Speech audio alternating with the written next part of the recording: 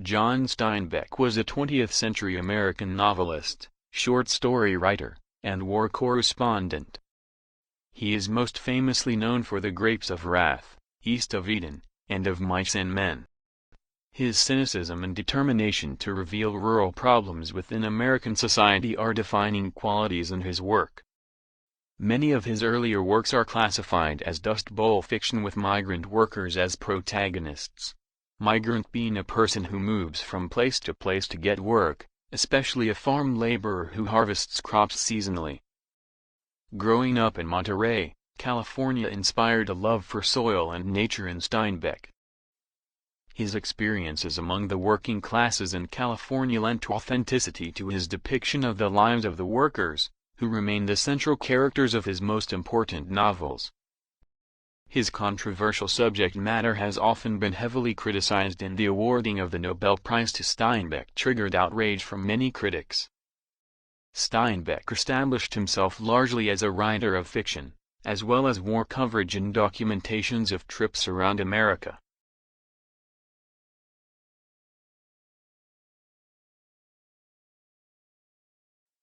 Steinbeck was born February 27, 1902, in Salinas, California, a small farming town.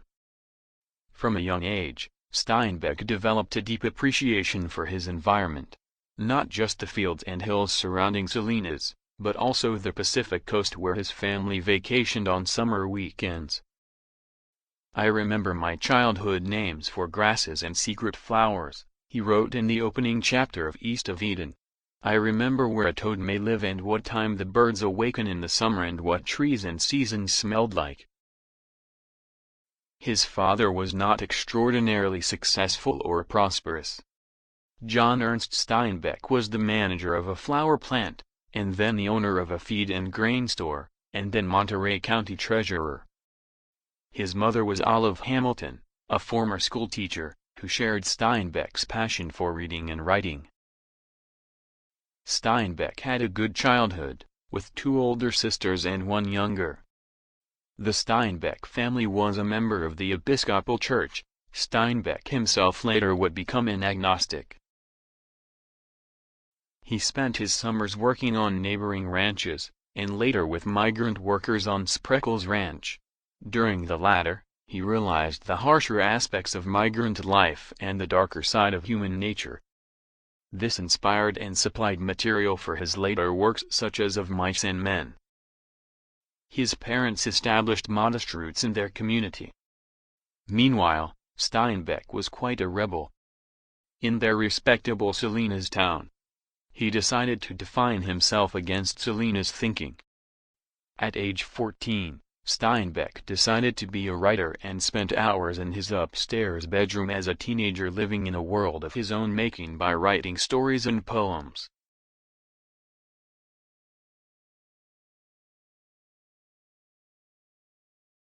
Steinbeck graduated from Salinas High School in 1919, and enrolled at Stanford University later that year. He attended only to please his parents. To please himself, Steinbeck only registered for courses that interested him: classical and British literature, writing courses, and varying courses in science.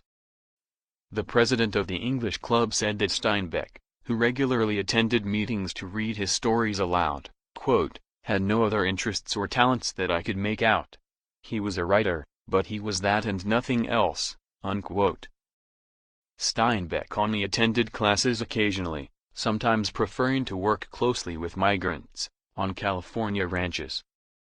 In 1925, Steinbeck left Stanford without a degree.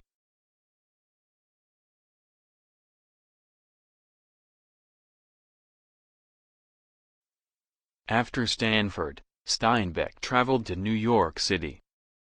Here, he took odd jobs while trying to write. He briefly tried construction work, and newspaper reporting. After failing to have his work published, Steinbeck returned to California to focus on writing. In 1928, he worked as a tour guide and caretaker at the fish hatchery in Tahoe City. During this period, he met his first wife, Carol Henning. Additionally, He wrote several drafts of his first novel, Cup of Gold, about the privateer, Henry Morgan. During the 1930s, Steinbeck wrote most of his best California fiction, The Pastures of Heaven, To a God Unknown, The Long Valley, Tortilla Flat, In Dubious Battle, Of Mice and Men, and The Grapes of Wrath. He married Carol Henning in 1930. The elder Steinbecks gave him free housing, paper for his manuscripts, and from 1928, loans that allowed him to give up a warehouse job in San Francisco to focus on writing. In 1940, Steinbeck traveled the Gulf of California with a friend, Edward Ricketts.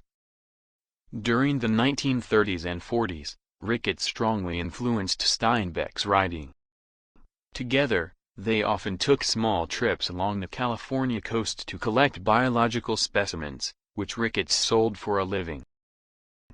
This journey was the basis for The Log from the Sea of Cortez, a work that Ricketts and Steinbeck collaborated on. Ricketts was Steinbeck's model for the characters of Doc, in Cannery Row, Friend Ed, in Burning Bright, and characters in Dubious Battle and The Grapes of Wrath. Ricketts was Steinbeck's mentor, his alter ego, and his soulmate. Considering the depth of his 18-year friendship with Ricketts, it is hardly surprising that the bond acknowledged most frequently, in Steinbeck's works, is friendship between and among men. Steinbeck and Henning divorced in 1943. That same year, he met and married Gwendolyn Conger, a talented woman 20 years his junior, who ultimately came to resent his growing stature, and felt that her own creativity as a singer had been stifled. They had 2 sons, Thomas and John Steinbeck IV. In May 1948, Steinbeck went back to California on an emergency trip, to be with his friend Ricketts, who had been seriously injured when his car was struck by a train. Ricketts died hours before Steinbeck arrived. Upon returning home, Steinbeck was confronted by Gwen, who asked for a divorce, which became final in August. Steinbeck spent the year after Ricketts' death in deep depression. During the 1940s, Steinbeck published 2 war novels to contribute to patriotism: The Moon is Down, and Bombs Away.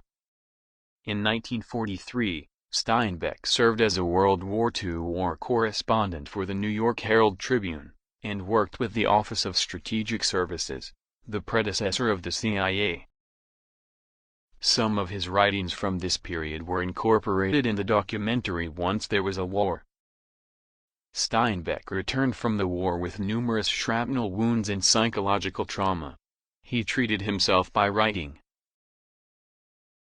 In 1949, he met and 1 year later, married his 3rd wife, Elaine Scott, and with her he moved again to New York City, where he lived for the rest of his life.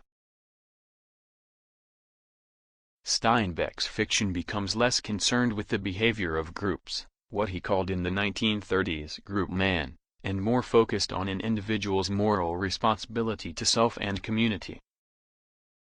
The detached perspective of the scientist gives way to a certain warmth. The ubiquitous self-character that he claimed appeared in all his novels to comment and observe is modeled less on Ed Ricketts, more on John Steinbeck himself.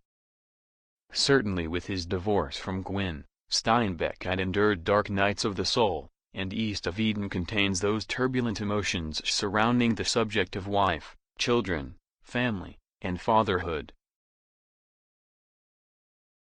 In 1952, John Steinbeck appeared as the on-screen narrator of 20th Century Fox's film, O. Henry's Full House. My name is John Steinbeck. I've always believed that a writer should be read, not seen. But O. Henry's dead. He can't speak for himself. In 1967, at the behest of Newsday magazine, Steinbeck went to Vietnam to report on the war. His sons both served in Vietnam prior to his death. and Steinbeck visited one son in the battlefield. In the late 1950s, and intermittently for the rest of his life, he worked diligently on a modern English translation of a book he had loved since childhood, Sir Thomas Malory's Morte d'Arthur. The unfinished project was published posthumously, as The Acts of King Arthur, and His Noble Knights. In 1960, he toured America in a camper truck, with his poodle, Charlie. This inspired Travels with Charlie in Search of America, another book that both celebrates American individuals and decries American hypocrisy. Steinbeck often felt misunderstood by book reviewers and critics, and their barbs rankled the sensitive writer, and would throughout his career. He lived in modest houses all his life, caring little for lavish displays of power or wealth.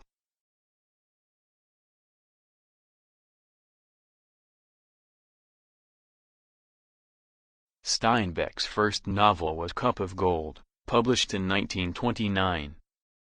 It is based on the life and death of Privateer Henry Morgan. Between 1931 and 1933, Steinbeck produced 3 shorter works. The Pastures of Heaven, 1932, was a compilation of 12 interconnected stories about a valley near Monterey, which was discovered by a Spanish corporal while chasing runaway Indian slaves. The Red Pony, 1933, was a 100-page, 4-chapter story, weaving in memories of Steinbeck's childhood. To a God Unknown, 1933, follows the life of a homesteader and his family in California, depicting a character with a primal and pagan worship of the land he works.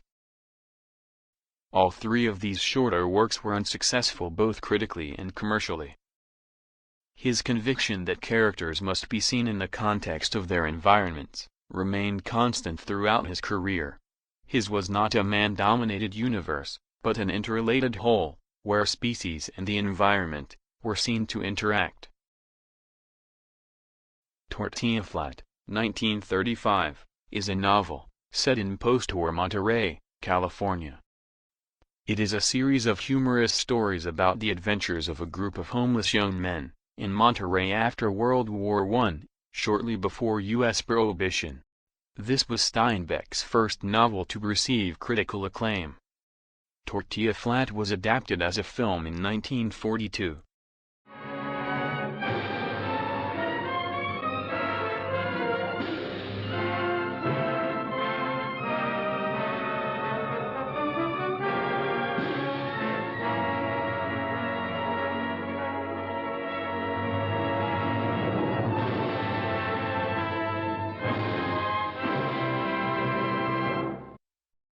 In Dubious Battle, 1936, a Dust Bowl fiction novel, notable for its grim outlook.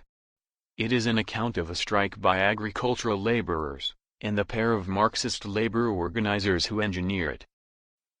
It is the first Steinbeck novel to utilize social commentary, which characterizes his most notable works.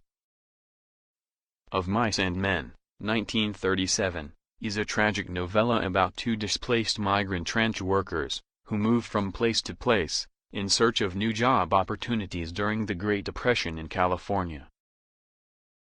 This novella was adapted to film multiple times, 1939, 1968, 1972, 1981, 1992. Steinbeck himself wrote a 1937 stage adaptation. This was chosen as Best Play in 1938, by the New York Drama Critics Circle. It made Steinbeck a household name, assuring his popularity. In 1974, it was revived on Broadway. In 1970, Carlisle Floyd wrote an opera based off the novella.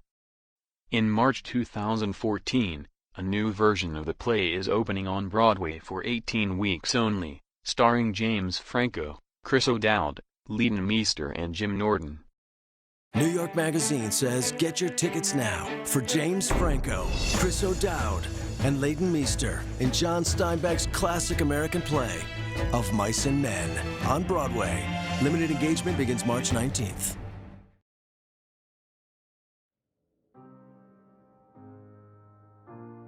The Grapes of Wrath, 1939, is Steinbeck's most well-known work.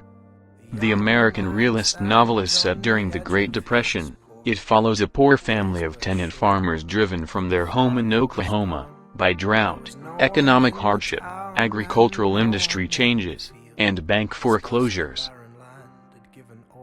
The family sets out for California to seek jobs, land, and a future. The novel won the Pulitzer Prize for Fiction in 1940, and the National Book Award in 1939. The work is very controversial. Steinbeck's New Deal political views, negative portrayal of aspects of capitalism, and sympathy for the plight of workers, led to a backlash against the author. A 1940 film adaptation was made, and in July 2013, Steven Spielberg announced his plans to direct a remake of The Grapes of Wrath for DreamWorks. In pop culture, in 2008, South Park aired an episode entitled Overlogging, a parody of The Grapes of Wrath when the family moves to California to find internet. The song Dust Bowl Dance, by Mumford & Sons, is based on the novel. The Moon is Down, 1942, is a novel for which Steinbeck received the Hakon VII Cross of Freedom, for his literary contributions to the Norwegian resistance movement. It is a play novelette about an occupied North European country. Bombs Away, The Story of a Bomber Team, 1942, is a non-fiction account of Steinbeck's experiences with several bomber crews of the U.S. Army Air Forces during the Second World War. In 1944, Steinbeck wrote Lifeboat, an Alfred Hitchcock film, about the experiences of the survivors of a German U-boat attack. Cannery Row, 1945, is a novel about the residents of a Monterey, California street. Ocean View Avenue in Monterey, the location of the book, was eventually renamed Cannery Row in 1958. Film adaptation, 1982, stage version, 1995. The Pearl, 1947, is a very popular novella about a pearl diver, Kino. The book explores man's nature, as well as greed and evil. The Log from the Sea of Cortez, 1951, was the joint book with Ricketts, about a collecting expedition to the Gulf of California in 1940. The work is part travelogue and part natural history. East of Eden, 1952, is a novel that brings to life the intricate details of two families, the Trasks, and the Hamiltons, and their interwoven stories. Steinbeck considered it his magnum opus, his greatest novel. Quote, "It has everything in it I have been able to learn about my craft or profession in all these years." He further claimed, "I think everything else I have written has been, in a sense, practice for this." Unquote. Like The Grapes of Wrath, East of Eden is a defining point in his career. As of 2013, Jennifer Lawrence is to play Kathy Ames in the film adaptation by Universal Pictures. Viva Zapata, 1952, is a film script on the life of Emiliano Zapata. The Winter of Our Discontent, 1961, is Steinbeck's last novel. It examines moral decline in America.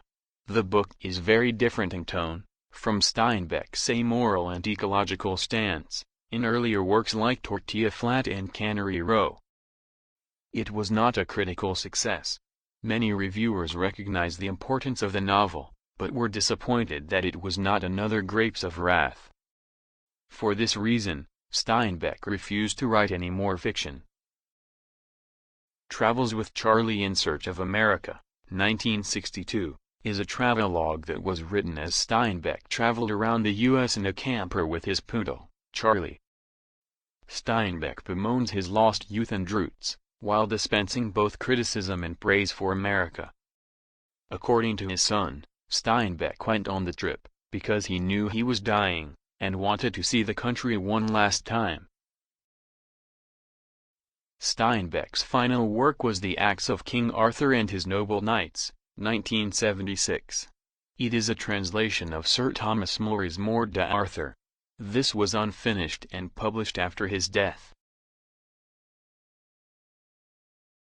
In 1962, Steinbeck received the Nobel Prize for Literature. He won for his, quote, realistic and imaginative writings, combining as they do sympathetic humor and keen social perception, unquote. The selection was heavily criticized, and described as, quote, one of the Academy's biggest mistakes, unquote. The day after the announcement, the New York Times ran an editorial by the influential Arthur Meisner, titled, "Does a writer with a moral vision of the 1930s deserve the Nobel Prize?"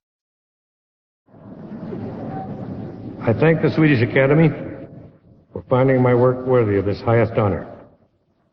In my heart there may be some doubt that I deserve the Nobel Award over other men of letters whom I hold in respect and reverence. But there is no question of my pleasure and pride in having it for myself. It is customary for the recipient of this award to offer personal or scholarly comment on the nature and the direction of literature. At this particular time, however, I think it would be well to consider the high duties and the responsibilities of the makers of literature. Steinbeck died in New York City on December 20, 1968, of heart disease. Fun-ish facts. Many of Steinbeck's works are on required reading lists in American high schools. At the same time, The Grapes of Wrath has been banned by school boards. It was burned in Salinas, his childhood home, on 2 different occasions. A school board in Mississippi banned it on the grounds of profanity. According to the American Library Association, Steinbeck was one of the 10 most frequently banned authors from 1990 to 2004, with Of Mice and Men ranking 6th out of 100 such books in the United States. Documents released by the Central Intelligence Agency in 2012 indicate that Steinbeck worked with the CIA during the Cold War, though what he worked on remains a mystery. Steinbeck complained publicly about government harassment. Thomas Steinbeck, the author's eldest son, said that J. Edgar Hoover, director of the FBI at the time, could find no basis for prosecuting Steinbeck, and therefore used his power to encourage the U.S. Internal Revenue Service to audit Steinbeck's taxes every single year of his life, just to annoy him. Steinbeck was friends with President Lyndon B. Johnson. John Steinbeck's legacy includes 16 novels, a collection of short stories, 4 screenplays, a couple of journalistic essays, 3 travel narratives, a translation and 2 published journals.